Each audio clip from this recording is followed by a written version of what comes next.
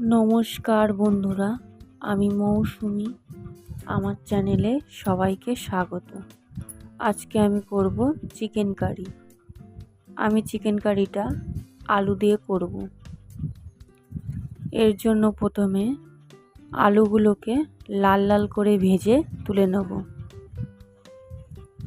আলুগুলো লাল লাল করে ভেজে আমি তুলে নিয়েছি।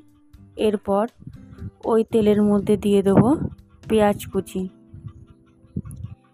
পেঁয়াজগুলো একটু লাল লাল করে ভেজে নেব।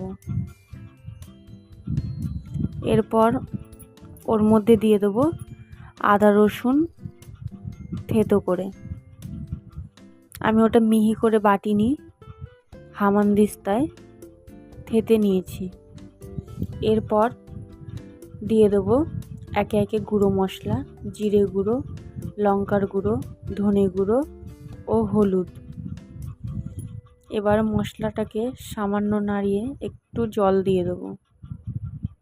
তারপর জল দিয়ে একটু কষিয়ে তার মধ্যে দিয়ে দেবো লবণ, দিয়ে আবারও নাড়াচাড়া দিয়ে নেব।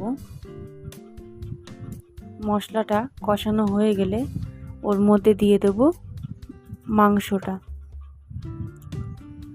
এরপর কিছুক্ষণ নাড়িয়ে কষিয়ে নেব। বেশ কিছুক্ষণ ধরে এইভাবে নাড়িয়ে নাড়িয়ে কষিয়ে নেব।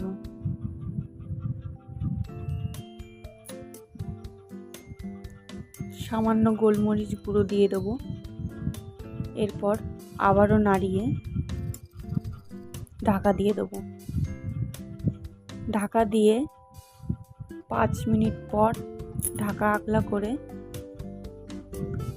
ভেজে রাখা আলুগুলো দিয়ে দেবো। ভেজে রাখা আলুগুলো দিয়ে কিছুক্ষণ কষিয়ে নেব। তারপর ওর মধ্যে জল দিয়ে দেবো। জল দিয়ে ঢাকা দিয়ে দেবো, দিয়ে রেখে দেবো 10 মিনিটের জন্য। সেদ্ধ হয়ে গেলে, ঝোল কমে আসলে তৈরি চিকেন কারি। ধনেপাতা কুচি দিয়ে নামিয়ে নেব। আমার চ্যানেলটিকে সাবস্ক্রাইব করুন ও শেয়ার করুন।